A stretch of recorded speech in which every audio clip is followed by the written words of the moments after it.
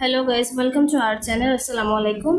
আজকে আমরা যুক্তিবিদ্যা দ্বিতীয় পত্রের যৌক্তিক বিভাগ বলে যে পার্ট আছে, মানে সেকেন্ড অধ্যায়ের নিয়মাবলী শিখব। তার মধ্যে প্রথম নিয়মটি আজকে আমরা কমপ্লিট করবো এবং প্রথম নিয়ম থেকে যে সকল বিভাগ সংজ্ঞাগত অনুপপত্তি ঘটছে সেগুলো দেখব উদাহরণ সহকারে, এবং কেন এবং কিভাবে হয় সেগুলো ব্যাখ্যা করবো এই ভিডিওতে। প্রথম নিয়ম, যৌক্তিক বিভাগে সবসময় একটি জাতিবাচক পদকে বিভাগ করতে হবে, কোনো ব্যক্তি বা বস্তুকে নয়। প্রথম নিয়ম দ্বারা এই দুইটি বিভাগ অনুপপত্তি হয়, অঙ্গগত বিভাগ অনুপপত্তি ও গুণগত বিভাগ অনুপপত্তি। প্রথম নিয়মে বলা হয়েছে যৌক্তিক বিভাগে সবসময় একটি জাতিবাচক পদকে বিভাগ করতে হবে, অর্থাৎ সবসময় একটি জাতি বা শ্রেণীবাচক পদ যেগুলোকে বলা হয় তাকে বিভাগ করতে হবে, কোনো ব্যক্তি বা বস্তুকে বিভাগ করা যাবে না। এটা হচ্ছে যৌক্তিক বিভাগের প্রথম নিয়ম। যদি কেউ এই প্রথম নিয়মটি অমান্য করে কোনো ব্যক্তি বা বস্তুকে তার অঙ্গগত মানে তার অন্তর্গত অঙ্গ বা প্রত্যঙ্গের মধ্যে ভাগ করে তবে অঙ্গগত বিভাগ অনুপপত্তি হয়। যেমন অঙ্গগত বিভাগ অনুপপত্তি কাকে বলে দেখো। যৌক্তিক বিভাগের প্রথম নিয়মটি অমান্য করে যদি কোনো ব্যক্তি বা বস্তুকে জাতিবাচক পদকে বিভাগ না করে কোনো ব্যক্তি বা বস্তুকে যদি তার অঙ্গ প্রত্যঙ্গের মধ্যে ভাগ করা হয় তবে তাকে অঙ্গগত বিভাগ অনুপপত্তি বলে। যদি কোনো ব্যক্তি বা বস্তুকে তার অঙ্গ বা প্রত্যঙ্গের মধ্যে বিভক্ত করা হয় তবে অঙ্গগত বিভাগ অনুপপত্তি হয়।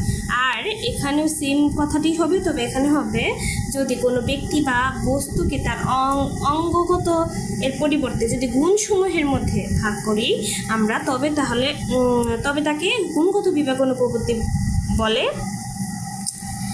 তো প্রথম নিয়মটি ছিল যৌক্তিক বিভাগে সব সময় একটি জাতিবাচক পদকে বিভক্ত করতে হবে, কোনো ব্যক্তি বা বস্তুকে নয়।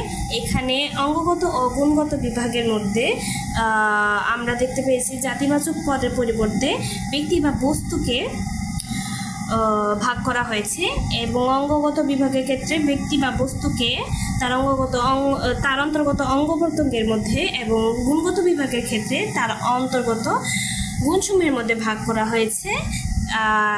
এর ফলে যথাক্রমে অঙ্গগত বিভাগ অনুপপত্তি এবং গুণগত বিভাগের উৎপত্তি হয়েছে। যখন কোনো ব্যক্তি বা বস্তুকে মানে কোনো জাতিবাচক শ্রেণীর পরিবর্তে কোনো ব্যক্তি বা বস্তুকে বিভাগ করা হবে তখন, এবং ব্যক্তি বা বস্তু তার অঙ্গ প্রত্যঙ্গের মধ্যে বিভক্ত হবে তখন অঙ্গগত বিভাগ অনুপপত্তি ঘটে, এবং এটি যৌক্তিক বিভাগের প্রথম নিয়মটি অমান্য করে।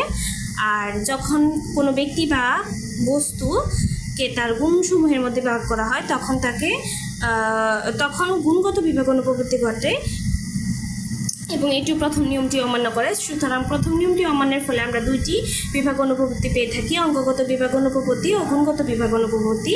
সো এক্সাম্পলস, অঙ্গগত বিভাগের উদাহরণ হলো মানুষকে যদি দেখা যায় যে উদ্দীপকে যদি আসে এমন যে মানুষকে হাত পা মাথা চোখ এতে বিভক্ত করা হয়েছে, এগুলো তো মানুষের অঙ্গ, সুতরাং এখানে প্রথম নিয়মটি অমান্য করা হয়েছে এবং অঙ্গগত বিভাগের উৎপত্তি হয়েছে, অনুপপত্তি ঘটেছে। এবং গুণগত বিভাগ কি, মানুষকে যদি সততা, বিদ্যা, চাতুর্য এই সকল গুণসমূহে বিভক্ত করা হয় তবে তাকে গুণগত বিভাগ অনুপপত্তি বলবে।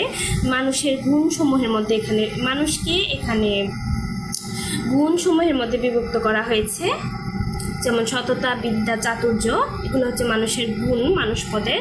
সুতরাং এক্ষেত্রে যৌক্তিক বিভাগের প্রথম নিয়মটি অমান্য করা হয়েছে এবং গুণগত বিভাগের অনুপপত্তি ঘটেছে। সো আশা করি বুঝতে পেরেছ, প্রথম নিয়মটি দ্বারা এই দুইটি বিভাগের অনুপপত্তি ঘটে এবং অঙ্গগত বিভাগ অনুপপত্তি ও গুণগত বিভাগ অনুপপত্তি হয়। কোনো প্রশ্ন থাকলে তোমরা কমেন্টস করবে। তো আজকে ভিডিও এই পর্যন্তই, নেক্সট ভিডিওতে আবার সেকেন্ড নিয়মটি আলোচনা করব। সো আল্লাহ হাফিজ।